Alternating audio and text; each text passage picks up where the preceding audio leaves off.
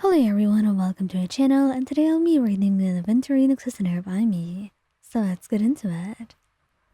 You step off the bustling streets of Penacony, the vibrant neon lights illuminating the night sky as you make your way to the exclusive club, where you've been invited by a friend. As you enter the club, the music pulses through your veins, and you can't help but feel a sense of excitement. You make your way to the bar, ordering a drink as you scan the crowd, and suddenly, your eyes land on a figure standing at the edge of the dance floor. He's tall and striking, with blonde hair and beautiful eyes. You're mesmerizing, seemingly piercing through the crowd as if searching for someone or something you wouldn't truly know. You can't tear your gaze away from him, and before you know it, he's making his way towards you. Your heart races as he approaches, his confident stride sending shivers down your spine. "Hello there," he says, his voice smooth and alluring. "Hi," you reply, trying to keep your composure despite the fluttering in your chest. After all, how could you exactly control that, faced by such a beautiful being? "I couldn't help but notice you from across the room," he continues, his gaze intense. "My name is Aventurine, and you are—" "Amayan," you say, feeling a rush of excitement at the prospect of talking to someone as captivating as Aventurine.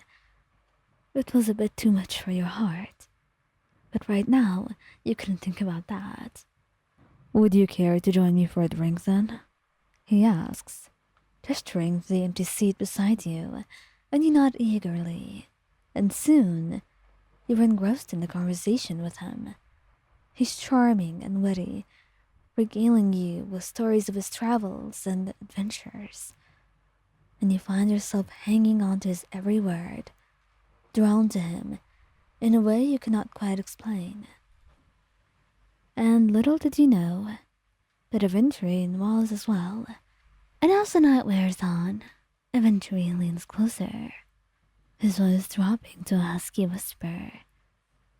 "I have a proposition for you, Hoyan." You lean in, intrigued. "Oh? What kind of proposition?" "I'm looking for someone to spoil, someone who appreciates the finer things in life," he says, his eyes locking onto yours. "And I think you might be just what I'm looking for." You're taken aback by his boldness, but something about him makes you want to hear him out. "What exactly are you talking about? What is this proposal you speak of?" You ask cautiously, a bit nervous. And Aventurine, he just smiles and says, "A sugar arrangement, of course," he replies, his tone unapologetic. "I'll take care of you, financially, provide for your needs, and in return, unlike your company and companionship, I won't ask for much." And you consider his offer, staying still in complete silence, weighing the pros and cons on your mind. On one hand, the idea of financial stability is incredibly tempting. On the other hand, you're not sure if you're ready to enter into such an arrangement with someone you've just met. It doesn't sound exactly safe, but it's very tempting. And also, how unsafe could it be in Penacony of all places? "I understand if it's too much too soon," Aventurine says, sensing your hesitation. "But think about it.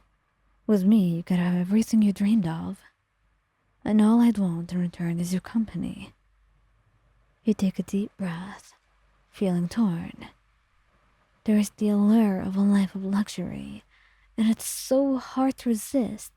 And on the other hand, you're not really sure yet. It's too much, and it's also a little bit new. You're not really sure about the nature of something like this. But then you remember the excitement that Aventurine has awakened in you.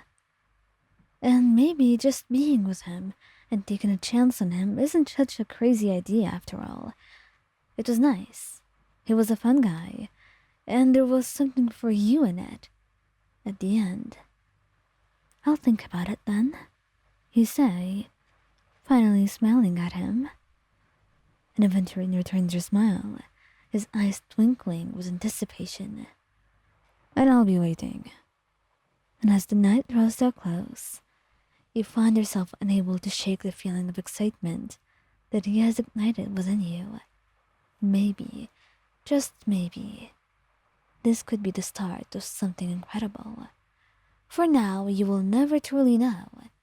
There are too many questions and too many possibilities. And yet, it is all so delightful and exciting. And you know you will enjoy every single outcome.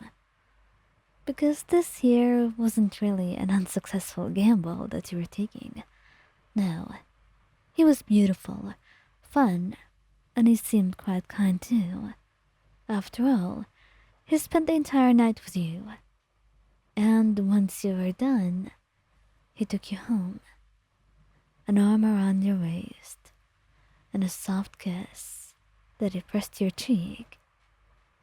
And then he waved you off, watching as you went up.